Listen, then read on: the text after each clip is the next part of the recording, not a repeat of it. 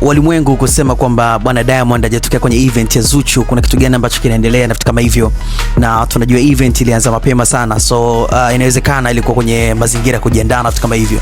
Bwana Diamond amefika kwenye event ya Zuchu and of course amefika na ndugu zake wote na timu yake yote. Unajua Diamond akitembea, gang yake yote inatembea, kaka zake, wadogo zake, watu wake wa ofisini, tunazungumzia ile Wasafi gang yote iko nyumbani kwa Zuchu.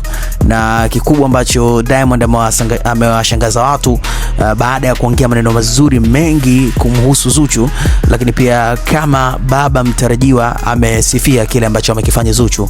Amesema kwa mtu mwingine ingekuwa ngumu kufanya kwa sababu Zuchu tunajua ni msanii, kwa hiyo inambidi akae muda mrefu sana kwa ajili ya kumweka mtoto sawa, akishazaa inabidi pia apate muda kupumzika mpaka kurudi kwenye muziki, ina take time. Kwa hiyo ingekuwa labda mtu mwingine asingempatia hiyo zawadi, lakini kwa Zuchu kufanya hivyo inaonyesha kwamba ni upendo mkubwa mno kwake kupata kutoka kwa Zuchu. Na yeye kama baba mtarajiwa wa mtoto wa kike ambaye bado hatujajua official jina lake atakuwa nani, Diamond ametunza dola ambazo zina thamani ya shilingi milioni 78 hivi za Kitanzania. Na hii amesema si kwamba ichukuliwe kama matunzo, hii ni kama moja kati ya shukurani na kushukuru kwa kile ambacho amekifanya Zuchu.